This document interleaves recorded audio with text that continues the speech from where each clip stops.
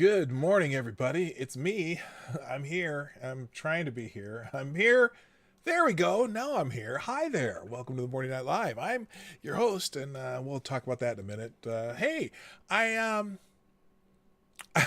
watching the happenings around the world and all the things that people do when it comes to this whole Supreme Court justice thing, right? And I had to chuckle because a couple senators apparently talked out of turn or something. I don't know what they did. I just noticed it. So I thought, hey, there's the title to my stream and I'll figure it out when I get here. So we'll figure it out in about a minute, but let's play the intro first and we'll be right back.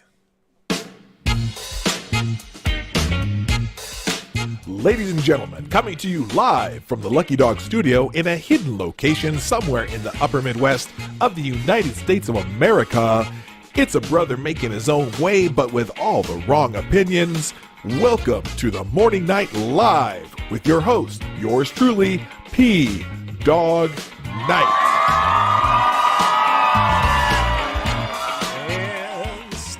The music. Good morning, everybody. Welcome to the Morning Night Live with me, your host, Marty, also known as PDawgKnight on the internet. And welcome back to the Dawg Knight Channel. It is Tuesday, the 22nd of September.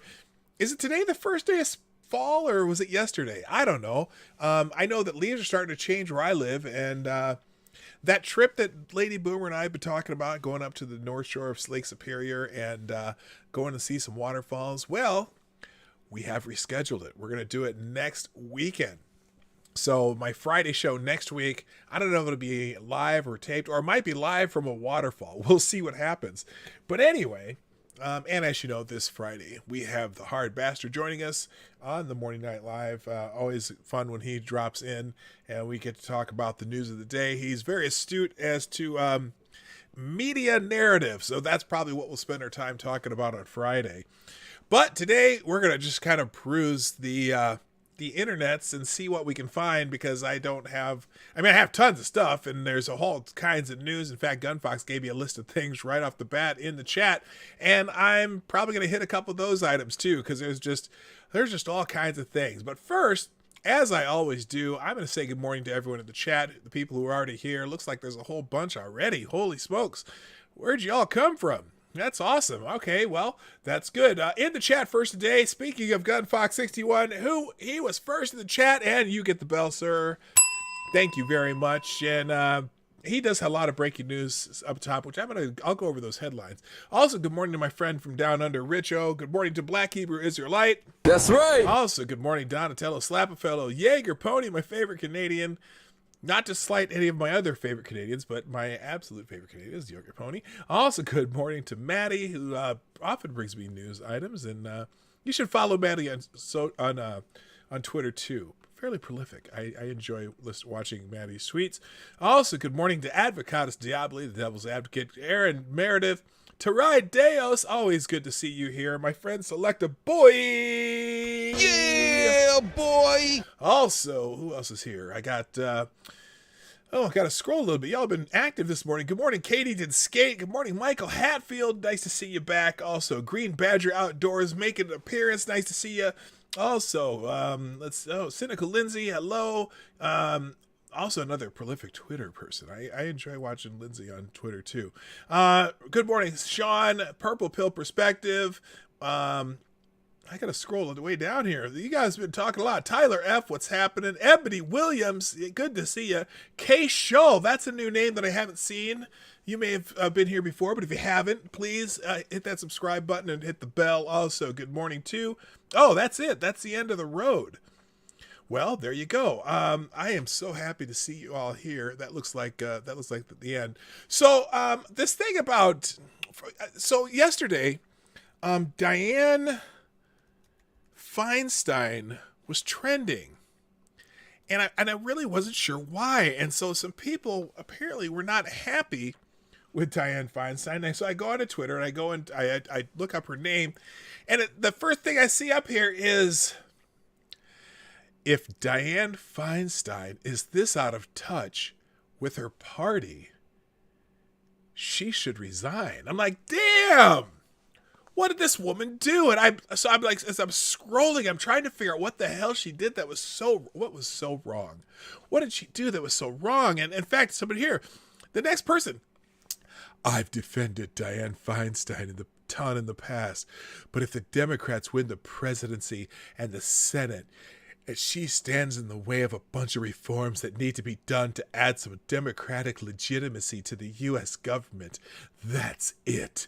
I'm working on primarying her. Well, what the hell did she say? So I'm like, as I scroll, so apparently someone named Sahil Kapoor did a little thread about Dianne Feinstein and saying that Dianne Feinstein on ending the filibuster and expanding the SCOTUS, which, you know what?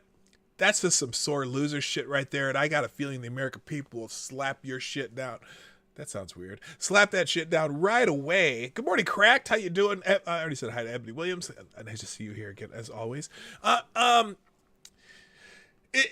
So apparently what she said is, I don't believe in doing that. I think the filibuster serves a purpose. It is not often used. It's often less used now than when I first came. And I think it's part of the Senate that differentiates itself, according to someone named Daniel Flatley. And then Sahil got all pissed off because she put this little chart. An anti-filibuster source sends this along in response to Feinstein. This is when she, what is this? Use of cloture in the Senate. How frequently senators have filed cloture motions, voted on them, and invoked cloture since from 1959 to 2018. The green is the cloture motions filed. The blue is votes on cloture, and the tan here is cloture invoked. And apparently, so this is showing how this has gone. Now, here's the issue. Good morning, Mitch the Ripper. Here's the issue. The problem is, the reason it's there, when they go, notice that all of these have gone up and down, okay? Cloture motions filed, cloture motions voted on, cloture motions, cloture invoked. Now, the problem here is it used to be when you would filibuster in the Senate, you actually had to filibuster in the Senate. You actually had to have people talking, and you couldn't leave, and everyone had to sit through this shit. But in the 2000s, like during the Bush era, and towards the end of the 90s, what they started doing is, rather than actually having to filibuster, they would just say, you know what, we're going to filibuster this, or we're not going to entertain a cloture vote. And then everyone would just go home without ever having to justify or talk about that cloture vote, right? Instead of actually having to do the filibuster. See, the filibuster it was very difficult to do, and you had to be really motivated on every vote to do it. But now they just made it too easy. So thus, and apparently I'm thinking this might be when Feinstein joined the U.S. Senate, was just 1992, I believe. That could be right, close enough. But anyway, so yeah, so this is really irrelevant. People didn't really do, this didn't really matter anyway, but people got mad because she's against stacking the court, which is just a sore loser's way of getting your way when you want power. Good morning, Big Slow. Good morning, Jason Burns. And she's against getting rid of the filibuster because, you know what? It's one of those things. Harry Reid, you all should, if you're a Democrat in the Senate, you probably should take some notes from Harry Reid, because it's great when you have a majority in the Senate to get rid of the filibuster, but when you are not in the Senate, you're not the majority of the Senate, it comes back to bite you in the ass like it's doing right now. So, Barack 44, nice, welcome back here. I'm gonna even give you one of these. Is that really loud? Why are my alerts so loud? Or is my alerts aren't even on. Let's try this again. No, that's my HC. Where's my HC board? How loud was that? Or 8 seaboards. Oh, that's weird. Anyway, I turned my alert box off. Webcam. That's gonna be back on. All right. So anyway, good Lord. Anyway, so and so everyone's dragging Dianne Feinstein, right? I'm a Feinstein constituent. I would love for Indivisible to help pressure Feinstein to ditch the filibuster. I'm telling y'all, you are not going to be in power forever. The thing is, they want to change all kinds of rules. They want to get rid of the filibuster. They want to, what was the other things? They had a couple of things on here. They want to stack the court. They want to split California in 3 and add Puerto Rico and D.C. so they can have more representatives. Y'all just stop. If you win graciously. If you lose graciously. Okay? That's just how it is. Good morning, John Smith. Say hi to Miss Warren for me. Also, good morning, Chi-Town Jay. And Big Slow. What's happening? Happening. All right. Let's, let me do something real quick here. I want to thank a couple people here. Chi-Town J, Jim Beam, Necrosaw Collins, Tyler F. Who's this? This is RVA Dar. I'm sorry, I just hit the thing there. Cynical Lindsay, Maddie, and the Jaeger Pony, and Maddie twice. All right, you did it twice for me, Maddie. Thank you all for sharing the stream. Right now, you know what? Here's a good time for the commercial. I'm going to play the commercial. Hold your ears because I really don't know how loud this is going to be. This coming Friday, September 25th, it's ground-pounding, heart-stopping quarter-mile mayhem as Dawg Knight and special guest the Hard Bastard chase the ever-escaping sanity that we're trying to achieve in this dumpster fire of a year that is 2020. Down the rabbit hole of death that is our current political landscape in these United States of America. Be there at 10 a.m. Eastern, 9 o'clock Central, this Friday on the Morning Night Live, only on the PDawg Knight Channel. Bring your own coffee and a comfy chair, but you'll only need the edge. Be there.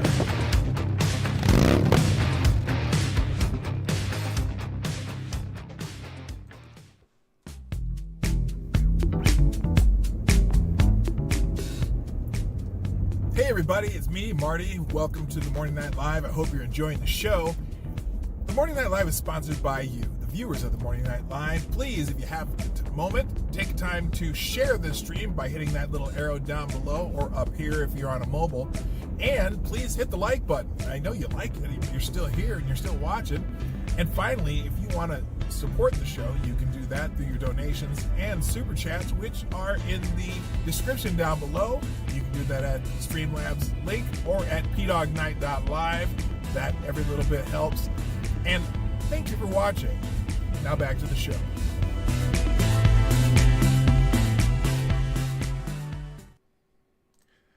All right, there you go. That's my new commercials. I'm going to use those instead of always trying to do the shill. But just a reminder, the PDawgKnight.live is where you do the super chats, and that'll show up in the chat every once in a while. Good morning, Marcus Gallagher.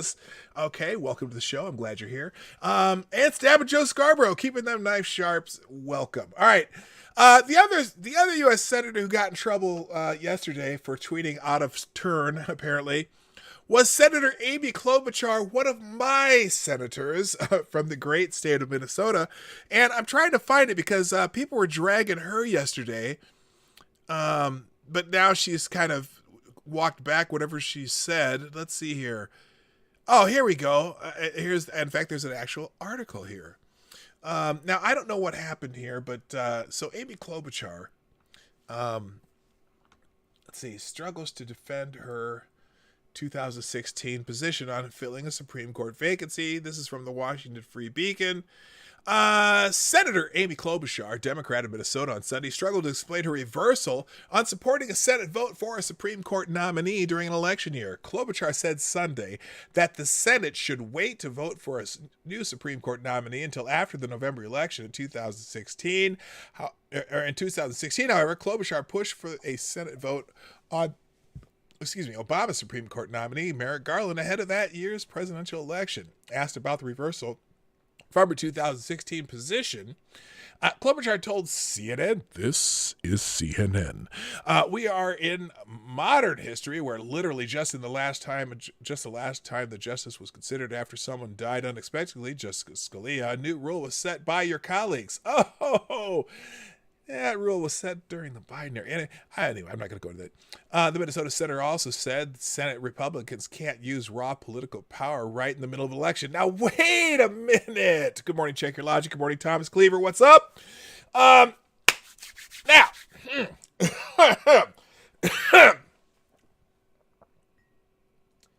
there have been many instances over the years where the United States Senate has put in new Supreme Court nominees during the election year. Now, it never has happened when the presidency and the United States Senate were not from the same party. And I realize that hypocrisy in Washington is not a new thing, and it may have come off like, when they wouldn't put Merrick Garland on the court. I always question that. But I'll tell you what, I cannot imagine if the roles reversed, anything different would be happening. And also, I don't give a rat's ass what Justice Ruth Bader Ginsburg's last wish was. May she rest in peace. I have immense respect for Ruth Bader Ginsburg, even though I think she was mediocre at best as a jurist. Just saying. Her opinion. This is an aside. In fact, let me just take this off the screen for a moment. This is an aside. Ruth Bader Ginsburg, though a legend in American jurisprudence, had a very strange way of looking at American law. She felt as though it was the job of the court to be malleable to political whims and the idea of the living Constitution, right? Not what just the Constitution says, but the living Constitution. What would trying to extrapolate what the intent of the person who wrote the laws would be now versus then, and trying to just twist everything around rather than just going by the actual words in the Constitution. And in fact, I can't even remember which case this was, but there was a point not that long ago where she literally said, not in these exact words, I'm not quoting, but I will paraphrase that. Well, here's one of the things. When there was a country that was trying to come up with a new constitution, right? And she said, you know what? I don't think you should base it on the American Constitution because it's just too old. There's newer constitutions like in South Africa and this and that, blah, blah, blah. And she also said that some American legal decisions could possibly be based on European law. Huh. That's interesting. Oh, Dawg Knight. Good morning, Scribe. How you doing? Good morning. Hey, Larry. How you doing? So I'm like,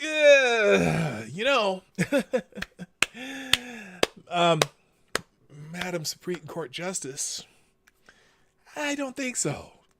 I'm pretty sure that our Constitution is the basis for all Supreme Court decisions. And so I just don't think that was a good idea. So anyway, she's a legend. May she rest in peace. She's an important person in American history. But no. All right, let's get back to this article. If I can hit the right button. There we go.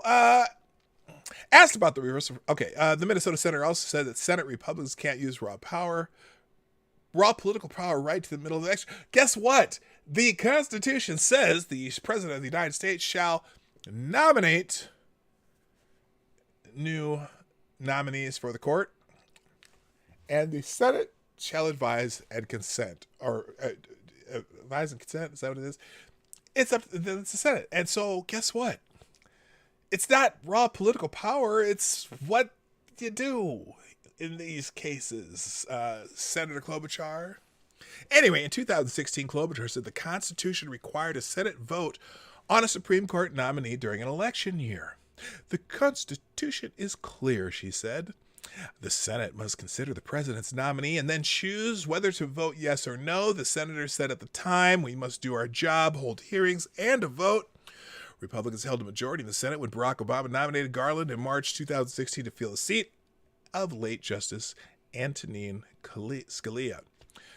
Now, okay, this article does what a lot of people do when they're talking about this. And I think they've made a mistake. When they say, fill the seat of late Justice Antonin Scalia, or fill the seat of the late Judge Ruth Bader Ginsburg. Thank you, Cryptic, for the super chat. We'll read it in just a moment. I don't like when they use this language. I wish every news outlet would change their language to the following. To fill the empty seat that was left empty by the passing of Judge Antonin Scalia, to fill the empty seat that was left empty by the passing of Judge Ruth Bader Ginsburg. Do you see the subtle difference? The seat is not Antonin Scalia's seat. It's the people's seat. And he was just filling it, and now we need to fill it again. The seat was not Ruth Bader Ginsburg's seat. It is the People's Court. This is the People's Court with Judge Wapner. No, it is the people's seat that is now empty with the passing of Ruth Bader. It doesn't belong to anybody, but we fill those seats to do their job. Good morning, Thomas Cleaver. Good morning, Chauncey Stewart. Welcome to the show. Nice to see you. And let's do the super chat by Cryptic. I'm getting my fingers ready here. Cryptic says, thank you for the $5 super chat, by the way. Super chat you can do the Streamlabs link in the description down below, or it's right there in the chat. Cryptic says, she might be dead, rest in peace and all, but I'm glad our Supreme Court is a little ruthless today. She was an ideology. She based everything on partisan ideology and not based on written laws. That is a fact, Jack. By the way, good morning, Cryptic. Also, good morning, God, Emperor of Duncan, and Citron. What's happening? All right.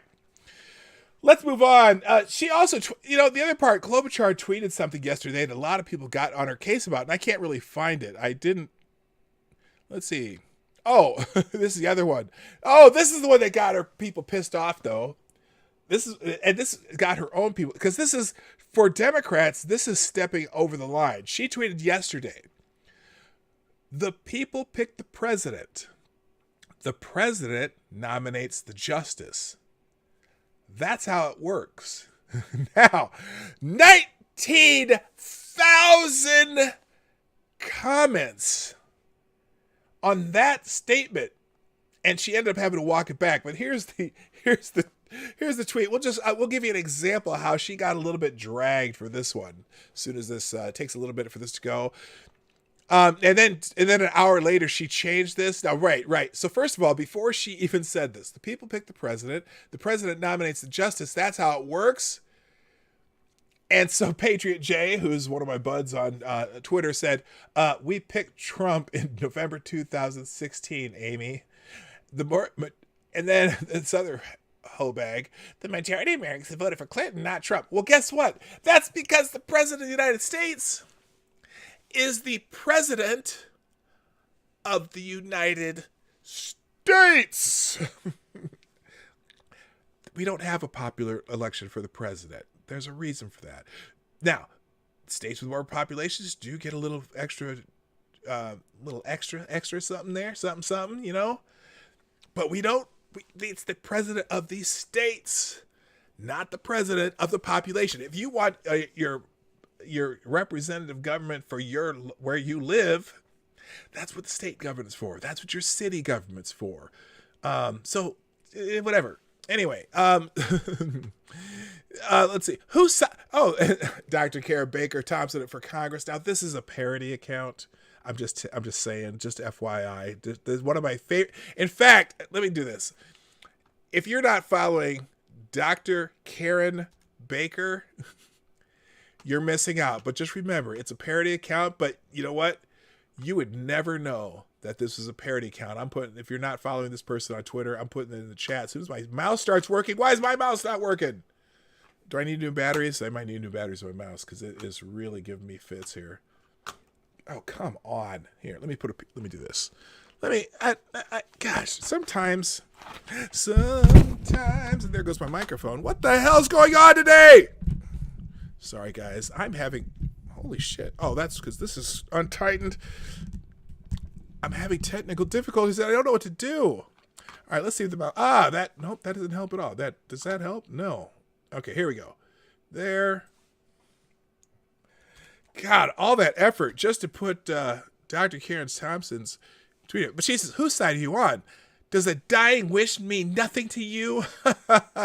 Oh, by the way, I have still been looking through my pocket constitution. I scoured my pocket constitution all day yesterday. I still haven't found the dying wish clause. Has anyone found that damn dying wish clause? Anyway, and then my friend the Foo says, the people already voted, that people already picked a president. He's picking the SCOTUS justice. The president doesn't stop being the president during an election year, which is a direct quote from, who can say it? Put it in the chat. I'll give you a couple seconds. I know there's a little bit of delay between what I say and what you put in the chat. Who said the words, the president doesn't stop being president during an election year? That's a direct quote from somebody. And if you know, put it in the chat. First one who has it gets the bell. All right. A lot of people saying that people already picked a president. Senator, probably you already know that Article 2. Advocatus Diaboli wins. You get the bell. There you go. Anyway, she got dragged for this. So then an hour later, she decides to tweet. She adds on, people are voting right now to pick our president. That president should pick the next Supreme Court justice. Au contraire, mon frère. We already have a president. And the president's job is to nominate the next justice. Now, if the Senate does, decides to take it up or not, that's completely up to them. But the president of the United States, the president, check your logic. How you doing? Also, good morning, Cairo Alexander and Jason Burns. The president of the United States nominates the next justice. Now, Amy Klobuchar, it doesn't say in the Constitution anywhere. Not once do I see anything there that says the future president of the United States picks the nominee. Even if the vote were over and Joe Biden won up until January 19th, 2021, Donald Trump is your president and my president. And every citizen of the United States president and every state of the United States president. You don't have to like it. What? He said, hit hi to me twice, but no bell. Well, you weren't first. I'm just making sure. Sometimes I miss people and I don't remember. I got the... I was going to say boomer vision, but I was going to say Biden vision, but I'm not going to say that either. That would be wrong and not nice to the Democratic nominee for the president of the United States because I'm always so nice. Anyway, real quick. Oh, I wanted to go through some of these headlines. Now, anyway, so yeah, don't step out of line, Democrats. Don't even accidentally hint that the current president has the right to nominate the next the next Supreme Court justice. Real quick, just headlines from Gunfox 61. Breaking news: NASCAR's Buddy, is it Buddy? Bubba Wallace. You got Bubby. Like, I'm thinking some Jewish grandmother when you said Bubby. NASCAR's Bubba Wallace is going to drive for the new Michael Jordan racing team. Denny Hamlin and also Denny Hamlin. So Bubba Wallace is leaving Richard Petty's team. Denny Hamlin is leaving Joe Gibbs' team. Now, Hamlin has won some races. And also someone... Hamlin's won some races. Gunfox, is Hamlin the guy who does the Jimmy John's car? I should know that, having worked for Jimmy John's. But so those two are leaving to be on Michael Jordan's new racing team. Now, Michael Jordan doesn't know a jack about racing, but he grew up in North Carolina and probably has enough money to buy people, or pay people. We don't want to buy no black man. Enough money to pay people to have a pretty decent racing team since he's a billionaire. Anyway, so that's very interesting. Also, the UK is going back under lockdown as the virus infected numbers rise after 6 months of lockdown. And then the Spanish army is also has an army for helping and dealing with the Chinese virus. Europe is going back under the China virus lockdown again. Here's the thing. I think, and this is me thinking out loud again, because sometimes I do that. I think every country around the world kind of failed in this. I think the idea that we were going to slow the spread, remember that? Flatten the curve shit. Remember that?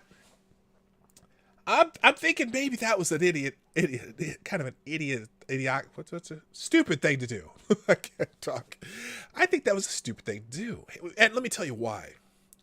As I look at Sweden, who has, they were probably in the top 10, 11 countries per capita with deaths, but they right now are not having this second wave like a lot of places are. And if you notice, let me think about this.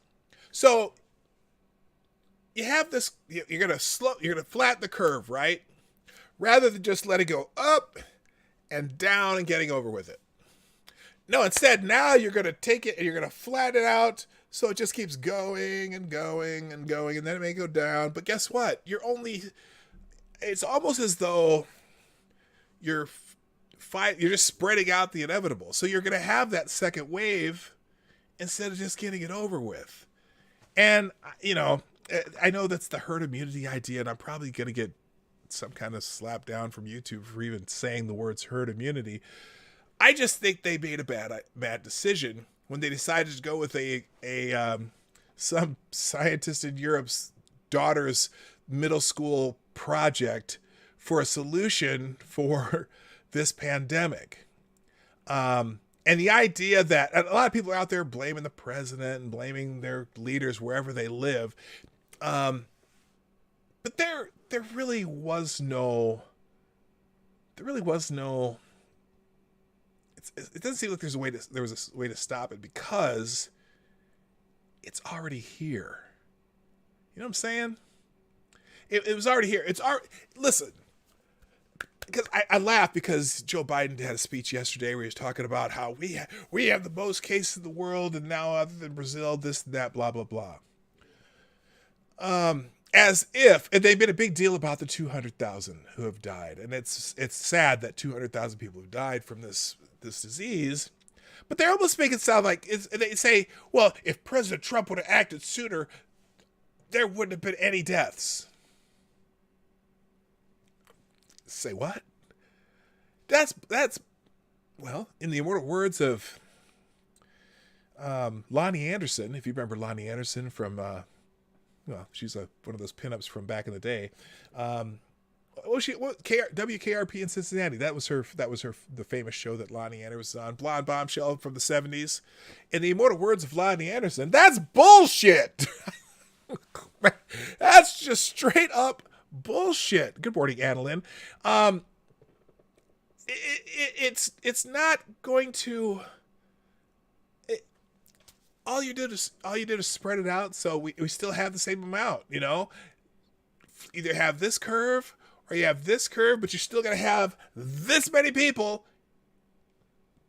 predicted to get it. And as we're finding out, it's deadly, but it's not as deadly as they thought it was going to be. But it's you got to protect the people who are vulnerable. We know that vulnerable people are the ones dying from it.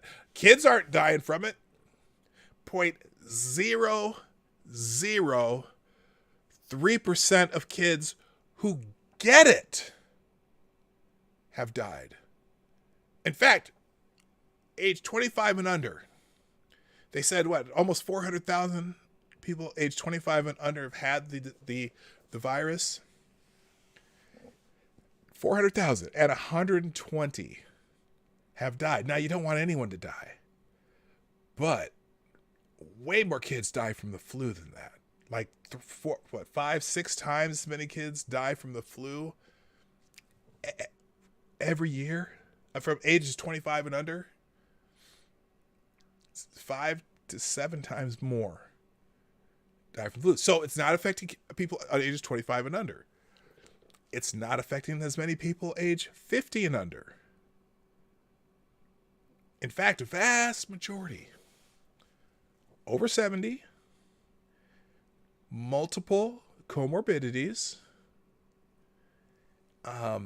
or if they're not over 70, it's comorbidities and other health problems. That's comorbidities, right?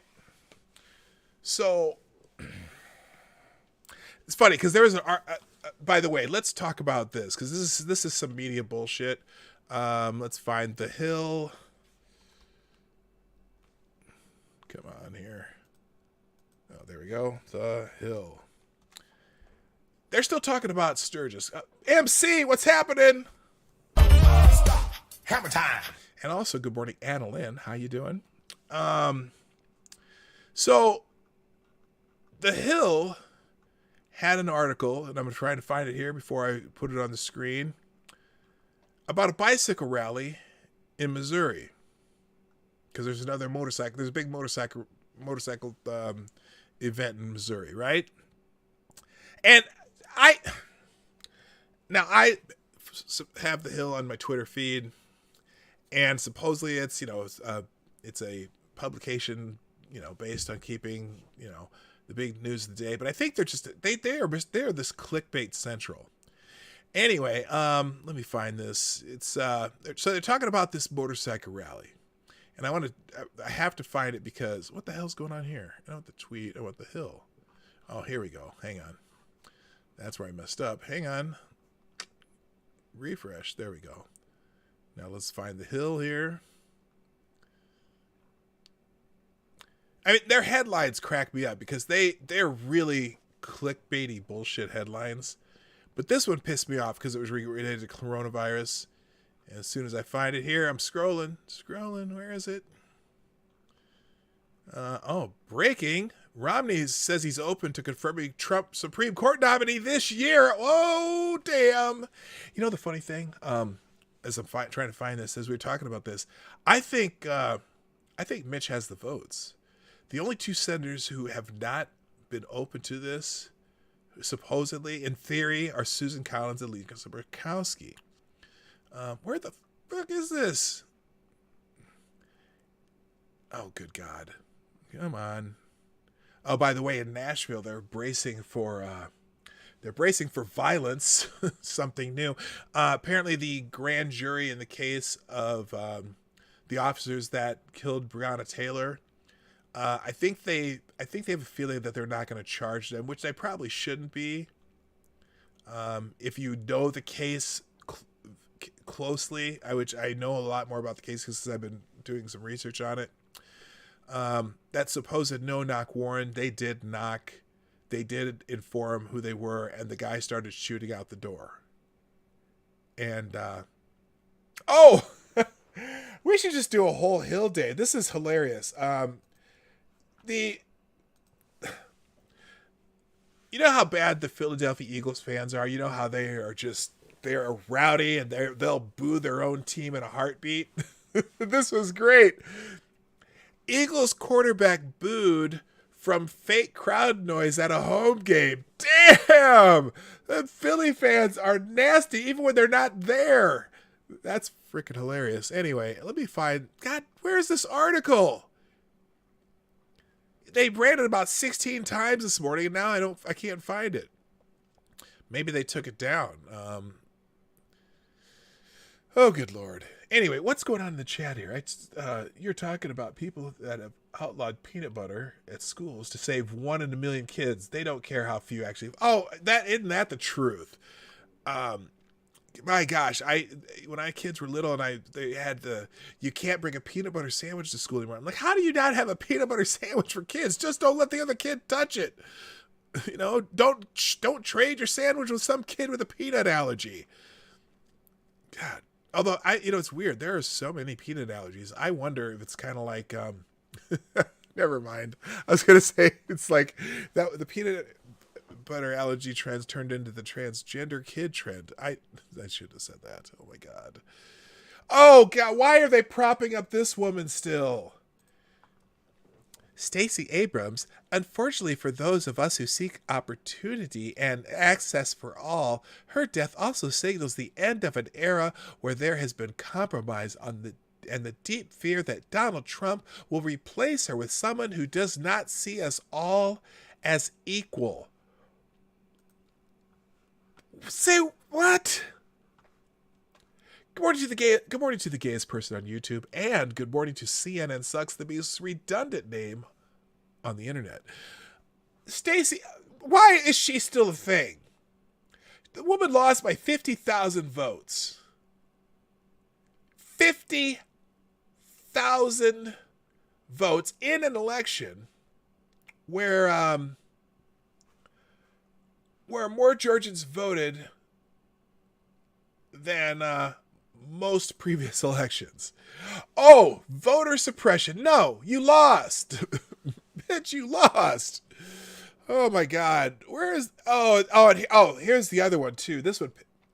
Okay, so think of all the things that have happened with all the riots and the desecration and property damage and everything going on. And I've been scrolling the Hill for a couple days to see if there's another article like this. And while this is something that's bad, I'm wondering why they chose this particular article to highlight. Hang on. Here it is. Over a dozen gravestones at historical black cemetery in Texas defaced with blue paint. I wonder why they chose this story. Some of these outlets, their whole purpose is to get people riled up and make it sound like everything is going out there to hurt us. I got a little Twitter argument with a woman, a black woman from Houston, who was talking about how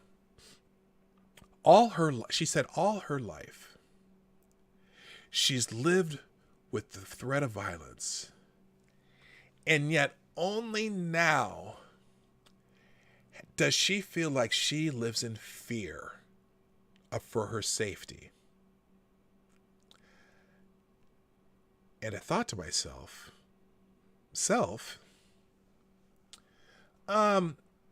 how could you be living your entire life with the threat of violence, which normally would make someone fearful before now, right? But only now you live in fear for your safety? What happened to all your life that you were under the threat of violence? It didn't even make sense. Just some stupid shit. Here's that Bubba Wallace story. Actually, let's check this story out while I got it up here. Houston is almost as blue as Austin. Yeah, it is, isn't it, though? Bubba Wallace to be a driver of Michael Jordan, Denny Hamlin NASCAR team. Bubba Wallace, the only black driver in NASCAR. the only black driver in the NASCAR Cup Series, will drive for a new team owned by basketball star Michael Jordan and race car driver Denny Hamlin, NASCAR said on Monday. Jordan will be the majority owner of the NASCAR Cup Series team, and Hamlin will be a minority owner. Well, that's a flip. According to the announcement, the move comes after Wallace announced earlier this month he could not return to Richard Petty Motorsports, according to NASCAR. Now, probably because Richard Petty wants drivers who win, and Bubba wasn't doing it. I think his best finish in a NASCAR race is 15th, which is great. I mean, that's fantastic. There's only a limited number of NASCAR drivers, so he is a fantastic driver in the general picture. I'm not saying that he's not not a good driver, but he just hasn't won races. And, Petty is the king, right? The king. That's why why they call him the king, right? Because he's the king.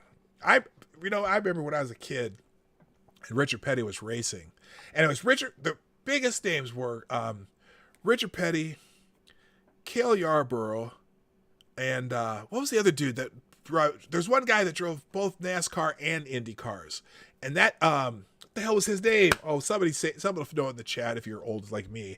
Anyway, we welcome Michael Jordan into the NASCAR. We welcome Michael Jordan into the NASCAR family and look forward to watching Michael, Denny Hamlin, and Bubba Wallace compete in 2021. Well, Michael ain't going to be competing. Michael's just going to be watching the people who drive his $1 million cars around with a lot of left turns. AJ Foyt, that's who I was trying to think of.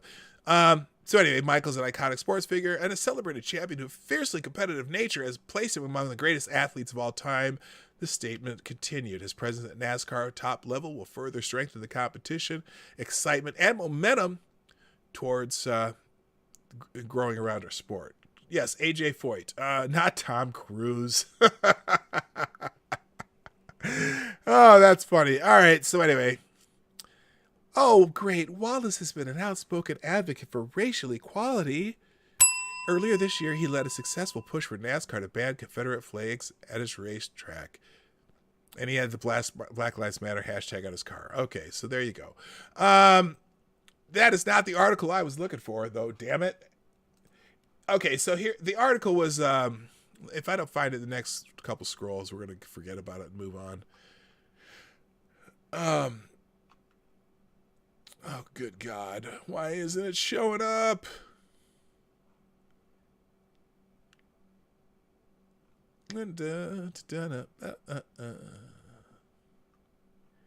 Well, in the immortal words of Elvis Presley, fuck it. Let's move on. Let's talk about remember the Transition Integrity Project? Anyone recognize that name? Well, one of the people who's prominent in the Transition Integrity Project, in fact, it's the founder of the Transition Integrity Project, calls for the execution of former Trump official Nils Gilman, the founder of the so-called bipartisan Transition Integrity Project, called for the execution of former Trump administration national security official Michael Anton in light of Anton writing critically about the group's effort to steal the 2020 election and secure a victory for Democratic presidential candidate Joe Biden. Joe Biden. With you, I'm not riding, 'cause you always hiding. You campaign like Poseidon. Joe Biden. Thank you very much. Gilman, who serves as vice president of programs at the Chinese Communist Party-linked Berggruen Institute, took to Twitter to express his desire that Anton be executed in the same fashion as Robert Brasillach. Specifically, he insisted, quote, Michael Anton is the Robert Brasillach of our times and deserves the same fate. Brasillach was the French author and journalist who was executed in 1944 by a firing squad for using his various platforms to advance Nazi collaborationism, and anti-Semitism during World War II. The execution, rather than lifetime imprisonment, which was highly controversial, related to intellectual crimes as opposed to military or political actions. With his comments, not only is Gilman falsely insinuating that Anton is a Nazi, but also that he deserves to be executed for his opinions. Unbelievable. The tweet also included a link to a forward article. A former Trump official dreamed up a Soros-funded coup conspiracy that is spreading online, which chronicles how Anton helped expose the nefarious and democracy undermining activities of the Transition Integrity Project. I think they are getting some money from the Open Something Society, whatever the hell fucking Soros' group is. Anyway, the crux of Anton's argument rests on a meeting of the Transition Integrity Project, a group that is monitoring the 2020 election for disruptions. Anton writes that a set of thought exercises where members acted out possible outcomes of the 2020 election, including a Democratic coup, was convened on George Soros' dime. I'm sorry, I'm not supposed to say his name out loud. Did I say it? How many times did I say that? I've said it twice. Okay, I'm good for now, but don't say it again. Okay, yeah? All right, I won't say it again, because that could be... Well, it's kind of like Candyman, you know what I mean? Anyway, except you get booted off of YouTube.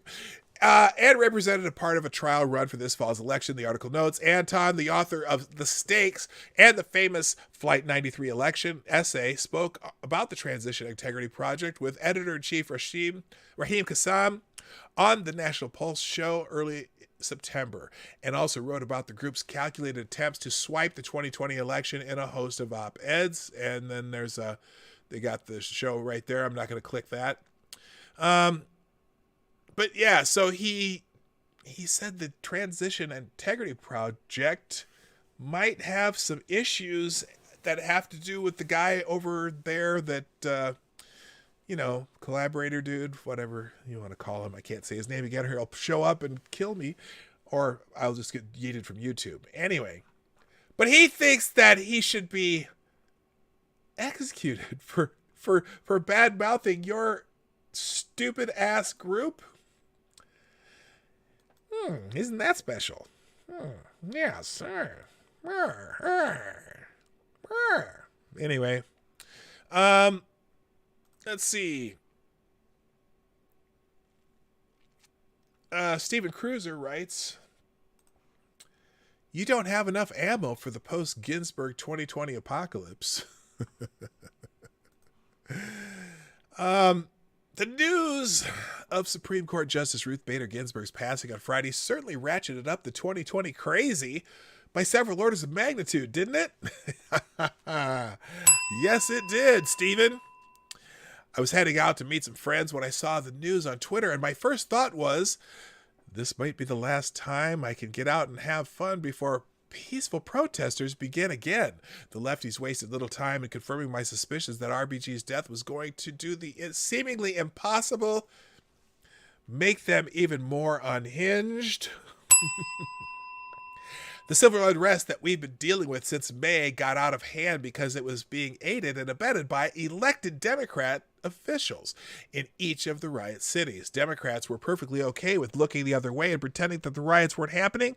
It wasn't until last week that Joe Biden and Nancy Pelosi got around to condemning the violence, and that was only after new polling revealed that voter sentiment in the riot zones was shifting to Trump.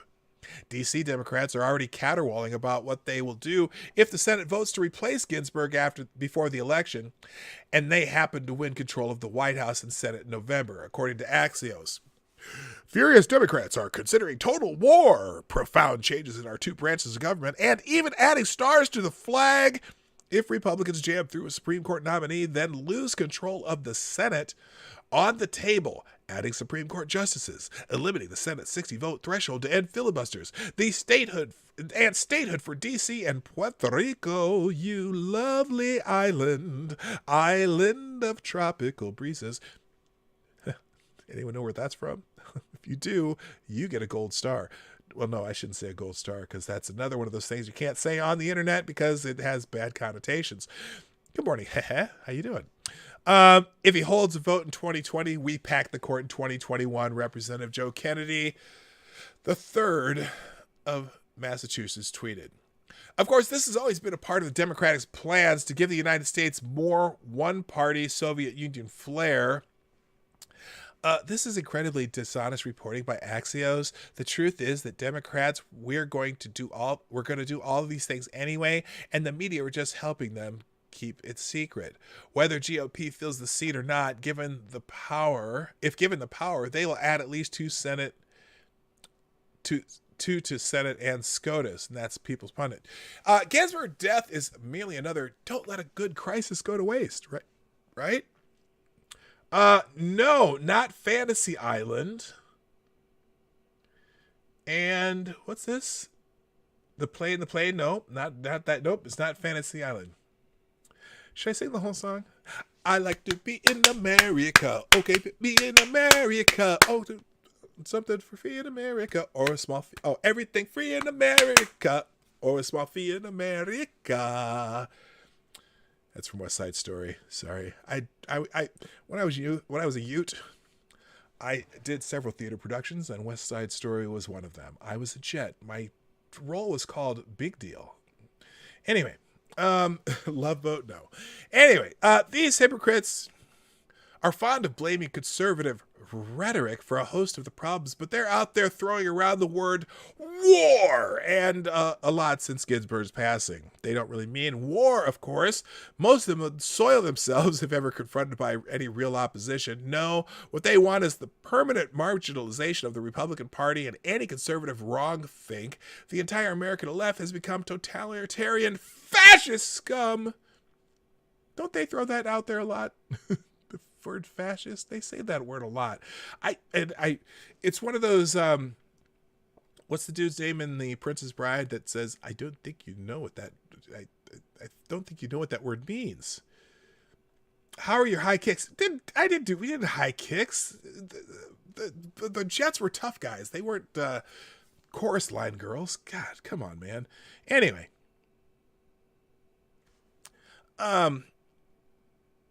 I'm sure a few exceptions can be found, but I don't have time to look. One of Trump's greatest accomplishments is getting Democrats to be so irrationally angry that they can no longer hide their thoroughly un-American intentions. Oh, and the media too. Oh, but that's redundant, Democrats and the media. Anyway, people of sound mind and political opinion have only two things to focus on until November 3rd. Working on getting out the vote for President Trump and buying ammo if you already have a gun or 5. I'm in Arizona, so the latter is still fairly easy for me. I know it's more of a crapshoot in other states. Still, gird your loins and protect your homes as best you can. If you're not a gun person, you might want to reconsider. A new hybrid Democratic Progressive Party is made up of people who are truly unwell. Imagine a world where insane ramblings of Granny Boxwine and Chucky Schumer have more legislative bite. These people shouldn't be in charge of a goldfish, let alone multiple branches of the United States government. They're going to use the death of Ruth Bader Ginsburg to justify myriad manifestations of leftist insanity in the coming weeks. That Trump and McConnell are both game on regarding replacing Ginsburg is comforting. Republicans of yore would have folded before the clock struck midnight in the East last Friday. Imagine if this was Mitt Romney, who is president right now. Do you think he'd be considering putting forth a nominee? He'd probably be like, well, I think we're going to wait and let the Democrats win the nomination, win the presidency and the Senate, and then we'll just see what happens, right? Because everything will turn out just fine. That would be Mitt Romney. Anyway, this was already going to be one heck of a political roller coaster ride until the election. Ruth Bader Ginsburg just turbocharged the coaster's train. Hang on, and for the love of God, let's not ask what else can go wrong this year. Well, I already know what the next thing to go wrong is. I predicted it how many weeks ago? Who remembers my prediction about this election? Just a few weeks ago, I made one prediction that I thought I would try to keep it under wraps, but I said it out loud, and it's the only prediction I've made about the election regarding the Democratic candidate for United States president. I'll just tell you myself. My prediction was, hang on a second. my prediction was that Joe Biden is going to get coronavirus. And he'll be very ill and won't be able to run for president anymore. And they're going to replace him. And they're going to blame Donald Trump.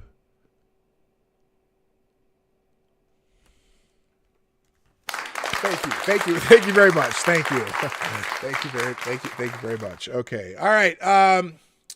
What else I got here? Oh, this is kind of weird. So there's a New York police officer who's getting charged with being an illegal agent of China. Isn't that weird? The Federal Bureau of Investigation. Now, this is funny. This is Breitbart, and the Federal Bureau of Investigation, also known as the FBI, as if we didn't know that, has arrested and charged a New York Police Department officer with acting as an illegal agent for the Communist Chinese government, court documents state. Officer Bayamenji Angwang worked in Queens and holds the rank of staff sergeant in the U.S. Army Reserve, according to authorities. Angwang is a civil affairs specialist for the Army Reserve and possesses secret-level security clearance at Fort Dix. By the way, this show is sponsored by viewers like you. Support the show with your donations and have your super chats read live on the show. Click that link in the chat for super chats. Also, you can donate through Venmo and or Cashapp in the description down below. At Fort Dix. CNBC reports Angwan, who was born in the autonomous region of Tibet in China, allegedly repeatedly reported to officials at the Chinese consulate in New York on the activities of other ethnic Tibetans in the New York area. Authorities noted in a criminal complaint that Angwan, who currently works for the New York Police Department in the borough of Queens, initially traveled to the United States on a cultural exchange visa, but after overstaying a second visa, he eventually sought asylum in the United States on the basis that he had allegedly been arrested and tortured in the People's Republic of China, partly due to his Tibetan ethnicity. Angwang is charged with acting as an agent of the foreign government without prior notification to the Attorney General, wire fraud, making false statements, and obstruction of an official proceeding. He's accused of while acting at the direction and control of the PRC officials, has, among other things, reported on the activities of ethnic Tibetans and others in the New York metropolitan area to the consulate of the Chinese government. Wow. That's crazy. Let's see. His case is being headed up by the U.S. Attorney's Office for the Eastern District of New York. So there you go. That's crazy. Also, what else here? Oh, by the way, did you hear that the state of New York is threatening, or no, not threatening. Well, they're foreshadowing some bullshit they're going to pull up. Apparently, the prosecutors of the state of New York. Now, you know the Attorney General of New York, Letitia James, is a psycho anti-Trump zealot, right? Well, they just said this morning that there's a possibility that they would be going after Trump for some tax crimes. Shocker. Not the tax crimes part, but the shock that they would be going after Trump for something. You know what's funny about this tax thing with Donald Trump? So, as you know, as many of you know, Trump has been, even though I know he hasn't supplied his tax returns to the public, which is not required to be president of the United States.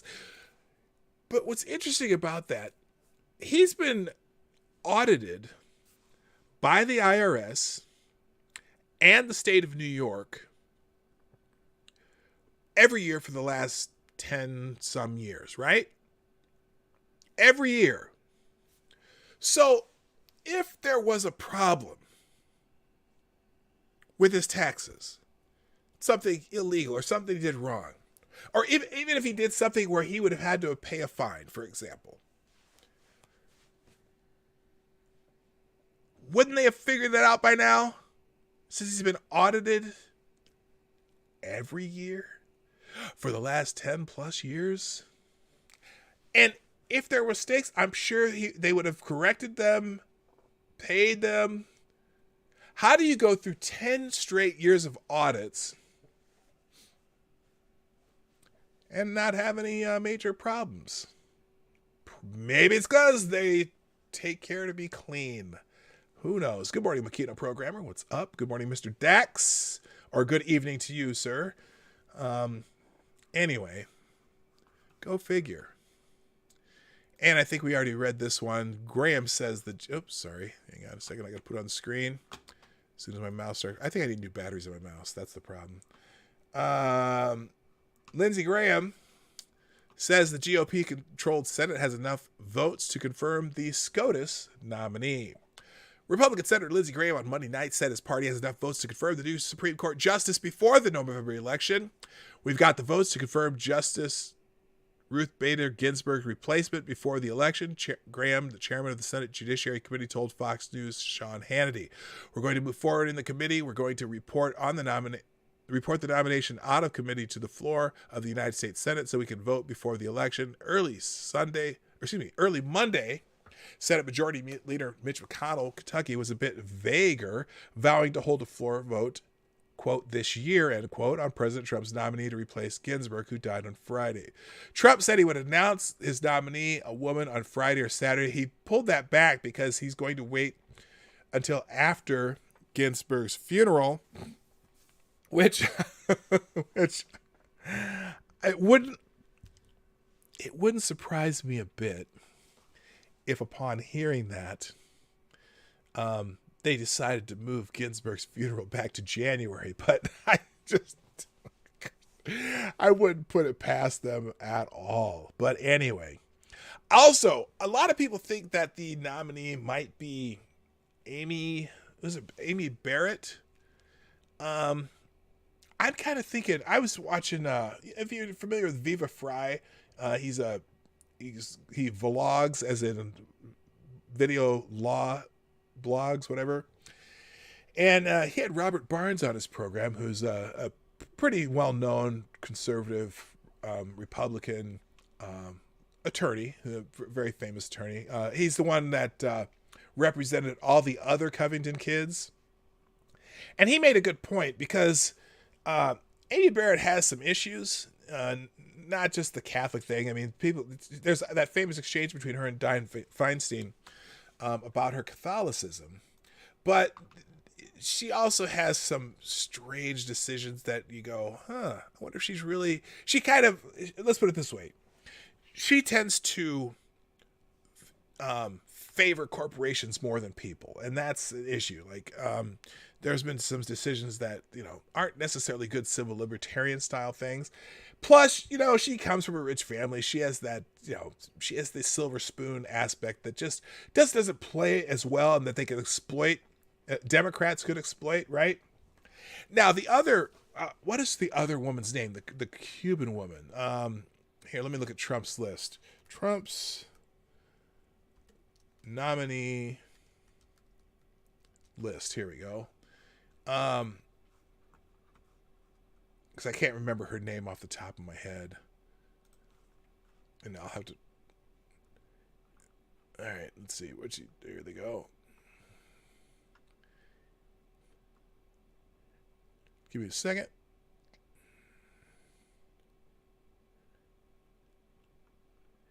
Did they put the whole list down here or not?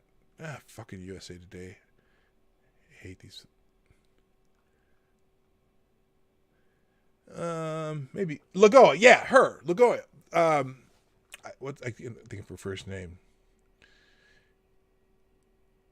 It's funny, they don't mention her in this article. That's pretty interesting. But anyway, it would be very interesting. Now, when she got nominated to the Court of Appeals, she got 80 votes. Okay. And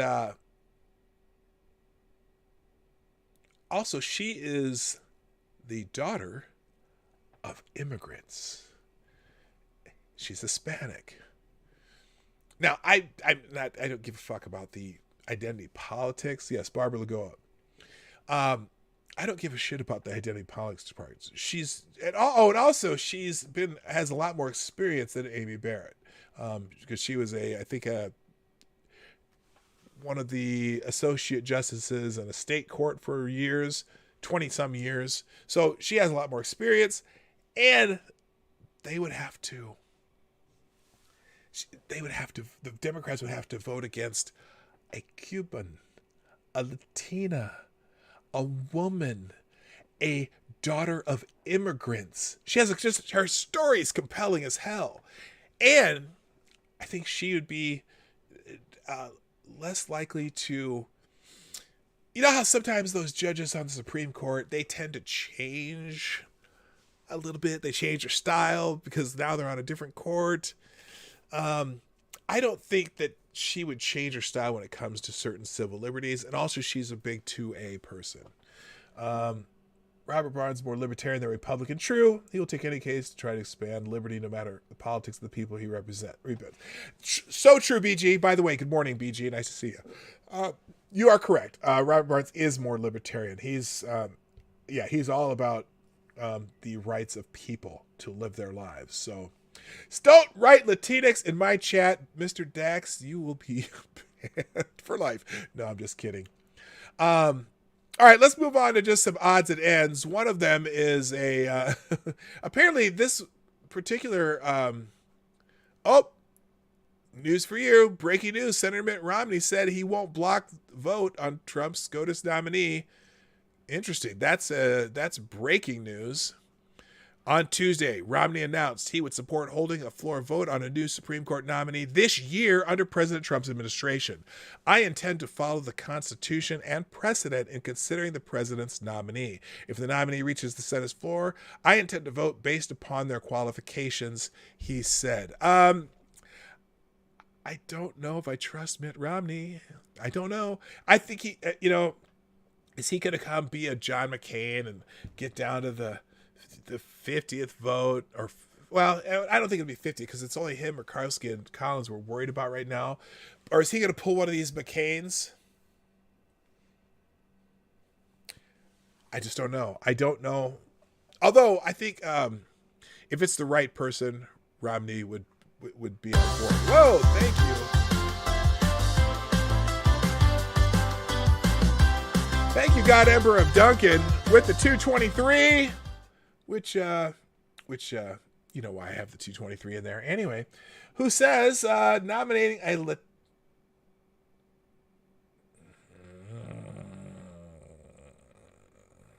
I'm going to read it as written. Nominating a Latinx Womenx of Clorox is a 4D chess move. Yes, it is. It would be. But damn it, you and those X's piss me off. And as I was going to go to my odds and ends, I was going to talk to you about the odds, about that stupid X you put in there. Thank you, God Emperor of Duncan, for the 223. That's a nice... That alert, I forgot about that alert. I don't mind that alert, if you know what I mean.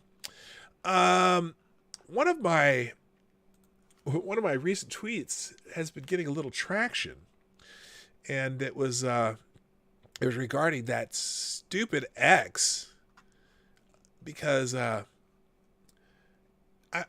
so there was a tweet by, who was it by? It was by TEDx London.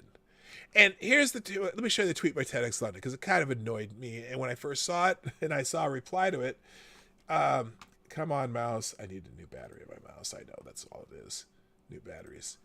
All right, so it says, hello, you. TEDx London's Womenexin is coming back virtually. We'd love to see you share your ideas, blah, blah, blah, blah, blah, right? So they got that Womenexin thing going. Drives me nuts. And someone down here replied, where the hell did the reply go that I replied to? Well, let's go back. So the person, come on, baby. Jesus, this is a pain in the ass. Anyway, someone had replied to that thing saying, "What is Wimixin?" And TEDx London said, "We're using Wimixin." No, that's not a typo. Wimixin is a spelling of women that's more inclusive and progressive.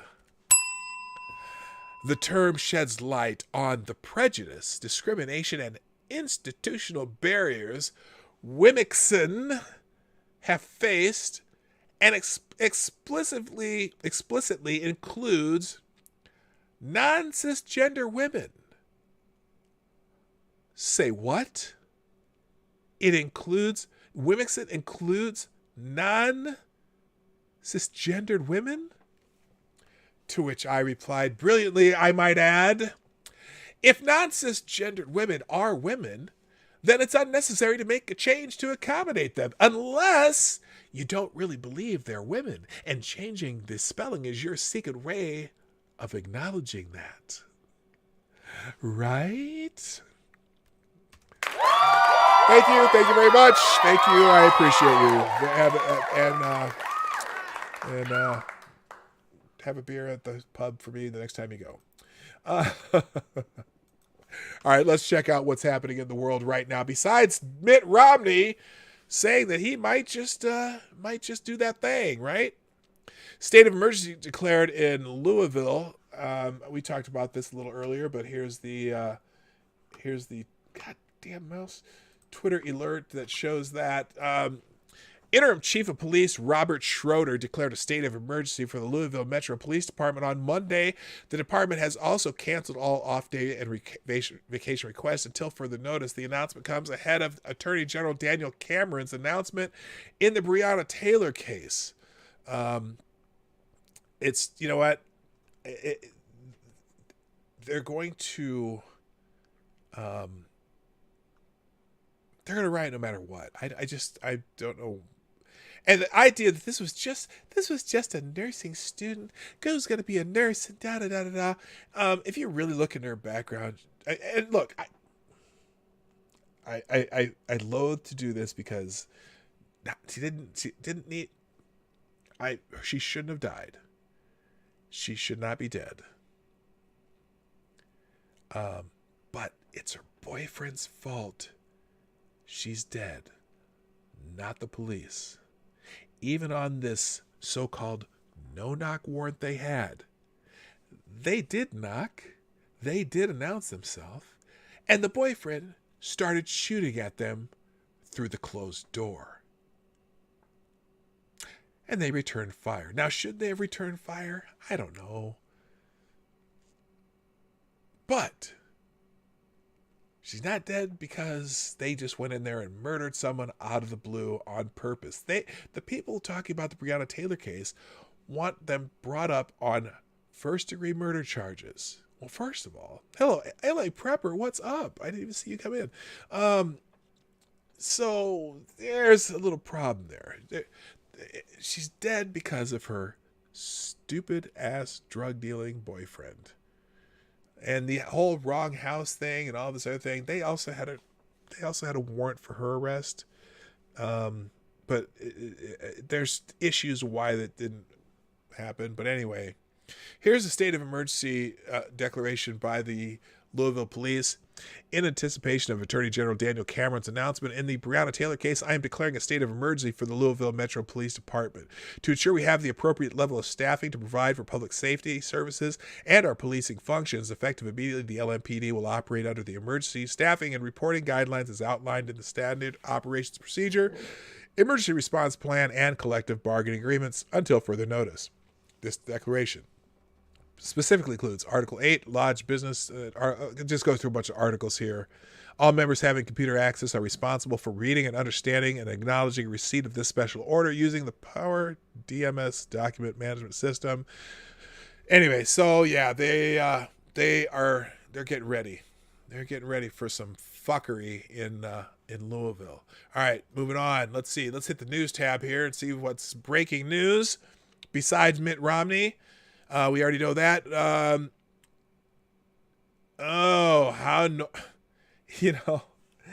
It's a full court press to see which part of the media can piss off black people the most. How Norfolk, Virginia used tax breaks to demolish black neighborhoods.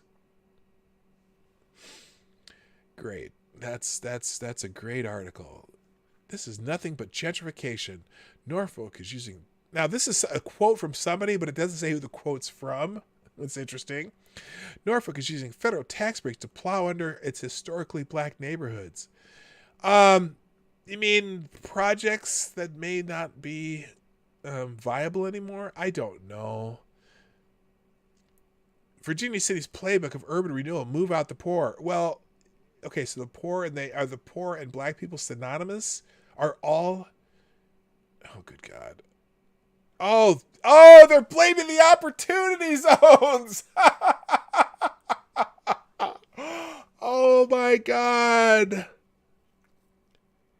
Oh my God. Norfolk, Virginia is getting tax breaks through so-called opportunity zones. That's the Tim Scott's thing that they got past the Senate, that Trump and the opportunity zones to get loans for businesses and low income census tracts. It's using that money to demolish historically black neighborhoods and move poor people out of the city. Great story from Caleb Melby. Oh my God, that's... So this is specifically to go at Trump for something that he's hailing as a victory. 75th United Nations General Assembly began today. Who cares? FinCEN files Standard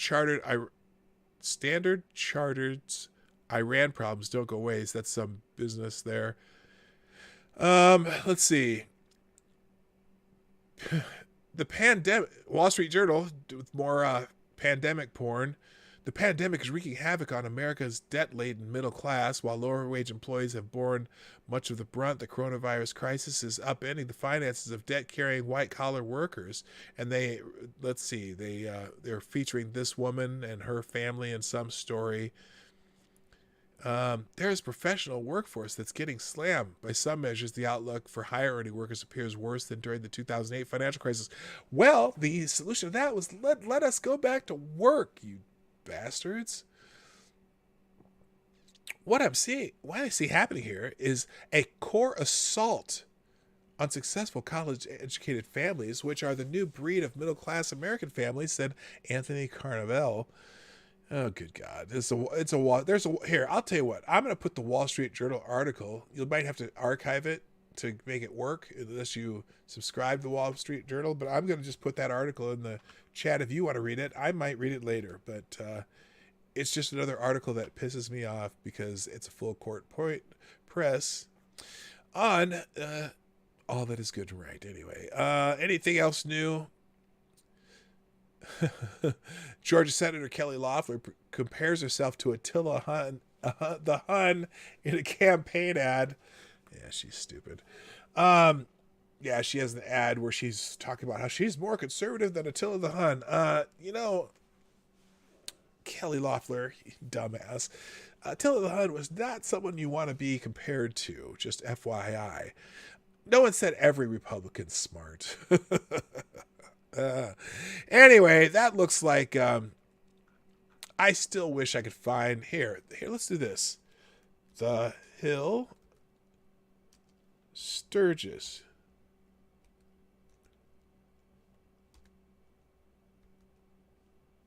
Is it Sturgis?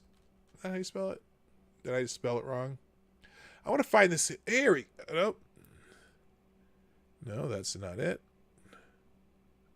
Let's do it over here. Let's do this. How do you spell Sturgis? Is it U.S.? Oh, U.S.? Let's try that.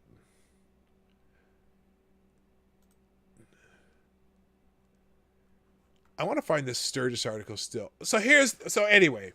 So there's a motorcycle. I'll just do it off the top of my head and then we're going to get out of here. So there's a motorcycle rally in Missouri. Okay. Motorcycle rally in the great state of Missouri. And The Hill puts out an article talking about how this motorcycle rally in Missouri is still being held in spite of the outbreak of coronavirus in Sturgis last month, or in July, or whatever Sturgis was, the end of July, right? Coronavirus outbreak in Sturgis, okay? Now, there's a big hubbub because a few weeks ago they were talking about how all these 500,000 people go to Sturgis this year, and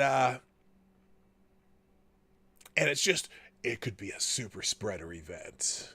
Super spreader event in Sturgis, South Dakota, right?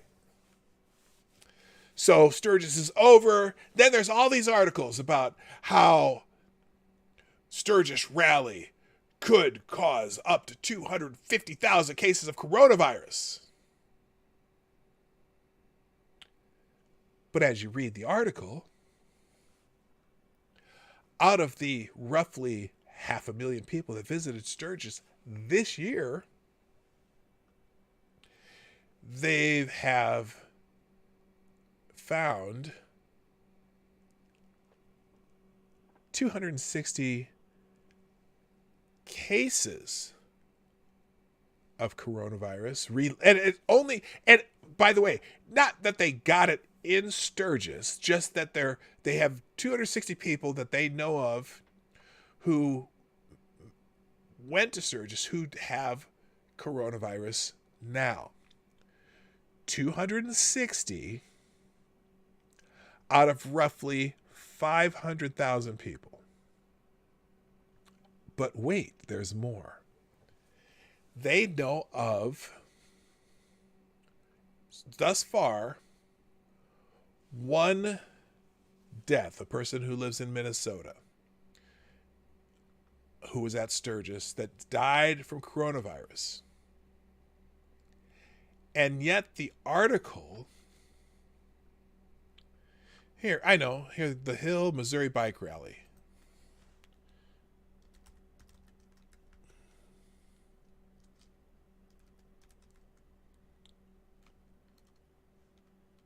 Motorcycle.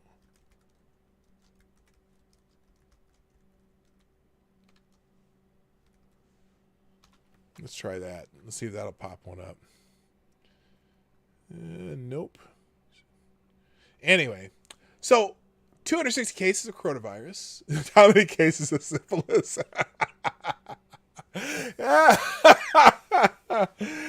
Probably more than 260. And one person who's died. So in this Hill article talking about after the outbreak in Sturgis, they just can't believe they're having another bike rally in Missouri. 260 known cases.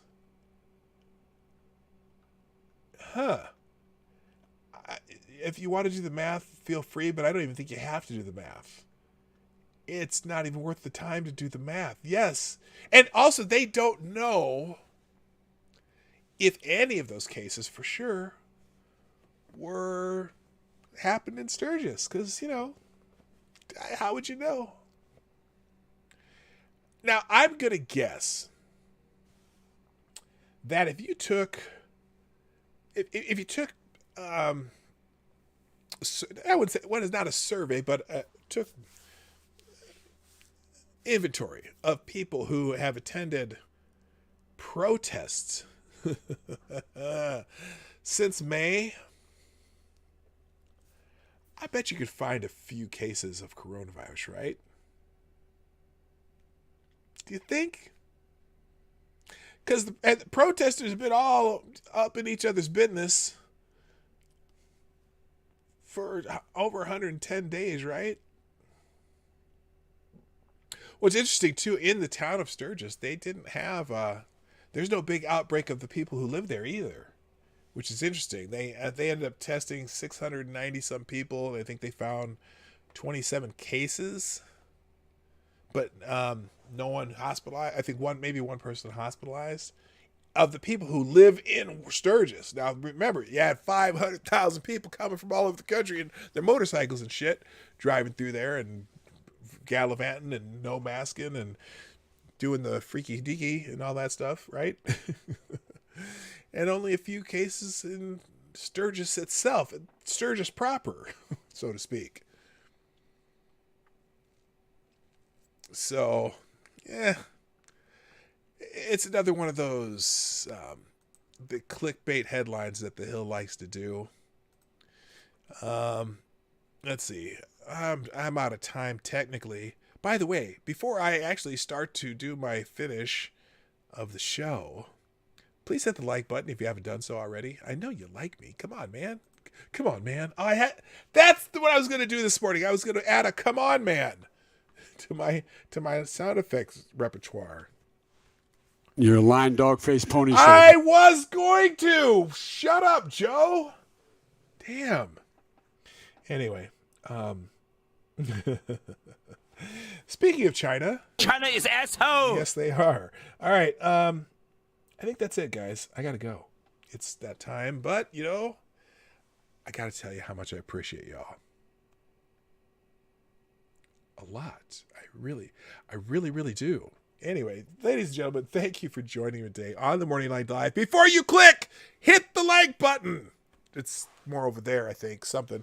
And if you'd be so kind, share the stream out. Many of you already have. Thank you so much for those who've done that. And Bob Morrison, thanks for following me on Twitter. Are you in the chat too? Thank you for following me on Twitter. Also, if you are new here or even just here once in a while, it's time for you to subscribe and click that bell so that you get notifications. And while you're sharing the stream, you can use the share arrow down there, or if you're on a mobile, it's up here somewhere. Or if you need notifications and Twitter's not doing you right, follow me on Twitter, Minds, Gab, or Parler, because I'm on all four of those platforms. I do notifications on them. I'm active on Twitter, very active on Twitter, and somewhat active on Parler, and getting more. So I'm getting used to tweeting on or posting on both. And then also, finally, if you want to support the show in a little more substantial way, all that information is down in the description down below. My Streamlabs link, my PDawgKnight.live link, Venmo, Cashapp. We appreciate for all you people who have been supporting the show. Thank you again to Cryptic and God Emperor of Duncan with the super chats today, and everyone who's participating in the chat. And if you're watching on the replay, put a comment in the comment section so that I know you were here. And for you lurkers and workers and drivers, thank you for listening also. It's that time, though. I gotta go. My name is Dawg Knight, and I'm out of here. Bye-bye. Oh, bye-bye. Hey, this is Dawg Knight, and thank you for watching today on the Dawg Knight channel. If you have an observation or remark you'd like to make about this video or my channel, I absolutely welcome you to write it in the comment section down below. I really look forward to hearing from you. And before you go, if you like what you saw but you're not already subscribed, please make sure you hit the subscribe button and definitely click that bell that pops up afterward so you'll be notified when I post new videos or when we go live. I broadcast my live show, The Morning Night Live, Monday through Friday at 10 a.m. Eastern, 9 o'clock Central.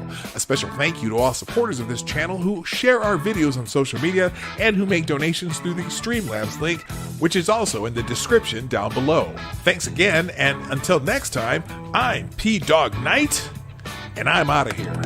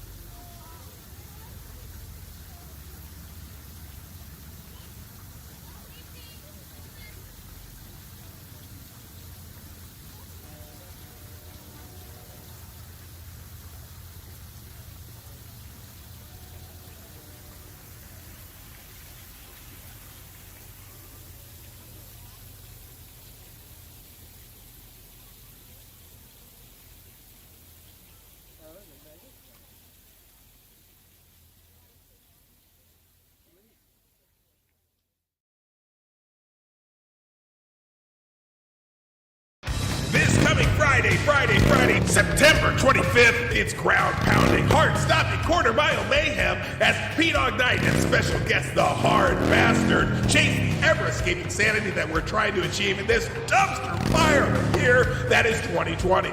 Down the rabbit hole of death that is our current political landscape in these United States of America. Be there at 10 a.m. Eastern, 9 o'clock Central, this Friday on the Morning Night Live, only on the PDawgKnight Channel. Bring your own coffee and a comfy chair, but you'll only need the edge. Be there.